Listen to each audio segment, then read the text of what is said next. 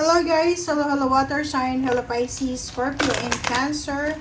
Welcome dito sa aking channel, Kapalaran 888. So, alamin natin kung anong messages, vibration para sa inyong lahat. This is for the next 24 hours. So, tingnan natin. Para to sa lahat ng water sign, Pisces, Scorpio, and Cancer. So, please connect your intuition sa mga baraha na lumalabas dito. Okay. Main male.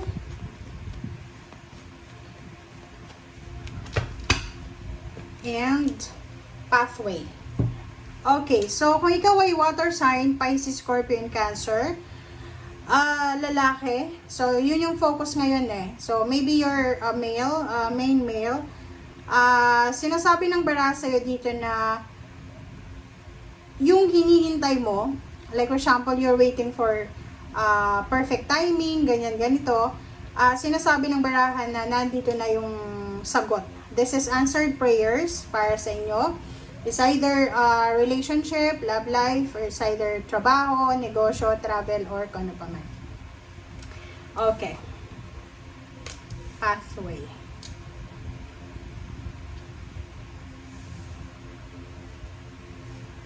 Okay, so tingnan natin kung anong advice sa inyo ng ating spirit guides para sa next 24 hours.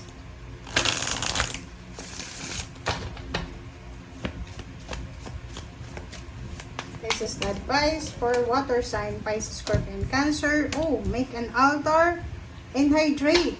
Wow! So, doon sa mga water sign, Pisces, Scorpio, and Cancer, ang unang advice sa'yo is kailangan mong mag-pray. Kailangan mong gumawa ng paraan para makapag-pray ka sa next 24 hours. Or hindi lang sa next 24 hours, every day. Okay? And next is hydrate, number 27. Kailangan mong uminom ng tubig. So, the next 24 hours, kailangan mong uminom ng maraming tubig para hindi ka ma-dehydrate. And at the same time, maligo tayo. Spend time with water sign, Pisces, Scorpio, and Cancer. Or mag-focus tayo sa ating emosyon. Huwag nating masyadong kontrolin ang ating emosyon. Kumalma lang tayo. Okay, thank you.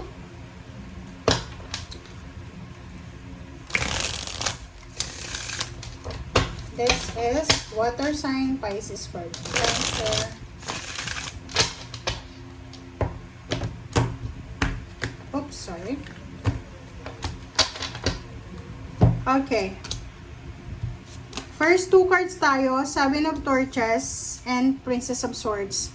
So, posible na merong balita ka na matatanggap sa 24 hours na to na pwedeng kailangan mong bantayan. So, halimbawa, kung nag-aantay ka ng sagot, nag-apply ka ng trabaho, so naghihintay ka kung kumbaga magre-reply na or ano ba, bibigyan ka na ba ng update ng company, so you're waiting for an email or a chat or a call. So, sinasabi ng bara sa'yo dito na kailangan mong maging handa, parang ganon. Okay? Especially sa mga tawag about interview. Okay. 9 of Cups na reverse and 10 of Torches. So, nakikita ko sa'yo dito, merong water sign, Pisces, Scorpio, and Cancer na sobrang busy sila. It's either busy sila sa trabaho or busy sila sa kanilang negosyo. And wala silang oras para sa occasion. Like for example, kung may mag-iimbita sa'yo sa next 24 hours na to, i-decline mo siya kasi wala kang oras. Kumbaga, hindi ka masyadong nakafocus ngayon sa emotion, sa relationship, sa family. Nakafocus ka ngayon sa trabaho, sa negosyo. Marami kang kailangan na tapusin, marami kang kailangan na asikasuhin, ayusin. Okay. Princess of Torches. This is exciting. Sinasabi ng bara sa'yo dito na wag mong aalisin sa sarili mo yung pagiging excited. Kasi kahit halimbawa busy ka sa trabaho, make sure na you still have time para sa sarili mo. Yung magpahinga, 'di ba? Magpahinga, mag-reflect, matulog, mag-pray, mag-meditate, mag-contemplate, diba? So, parang sinasabi ng barahan na kahit na sobrang busy ka, kahit ang dami mong obligasyon sa trabaho, sa business, sinasabi ng barahan na importante pa rin na intindihin mo yung nararamdaman mo kung pagod ka na or yung katahimikan. Okay? Okay, ano pa ba? Water sign, Pisces, Scorpio, and Cancer. Okay, Two of Cups. And, wow.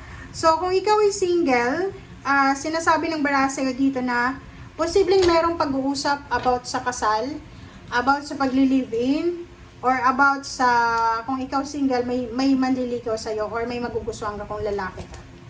Okay, reverse na Nine of Swords, which is maganda to.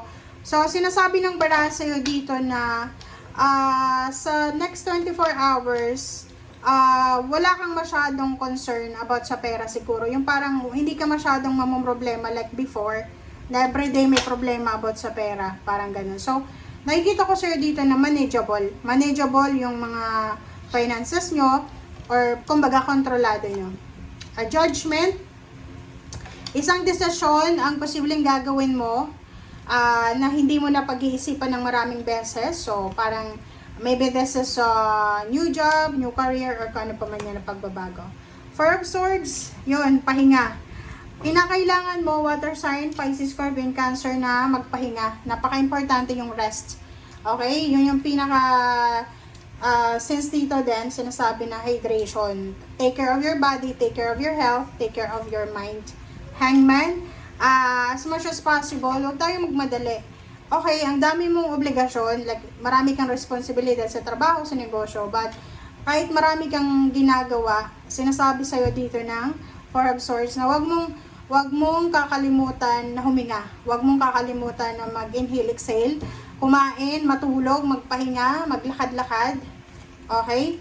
Seven of Pentacles and reverse na Ace of Torches. So, dito sinasabi ng baraha sa inyo na meron kayong hinihintay na pera. Maybe yung iba naghihintay ng pera. Pero alam mo yung iba dito, hindi sila namumroblema sa pera. It's either may pera or wala. Hindi sila namumroblema. Pero yung iba dito, sobrang problemado sila sa pera nila. Okay? So, nakikita ko yung pwedeng namumroblema ka para sa incoming travel or posibleng namumroblema ka para sa occasion about sa family or obligations. Halimbawa, kung ikaw ay breadwinner, yun, pwedeng namumroblema ka kung paano mo aayusin yung mga expenses nyo or kung ano yung gagawin mo para maayos or masettle yung mga obligations and duties and responsibilities mo. So, yun ang nakikita natin sa ngayong next 24 hours para sa water sign Pisces, Scorpio, and Cancer. Thank you guys. Bye!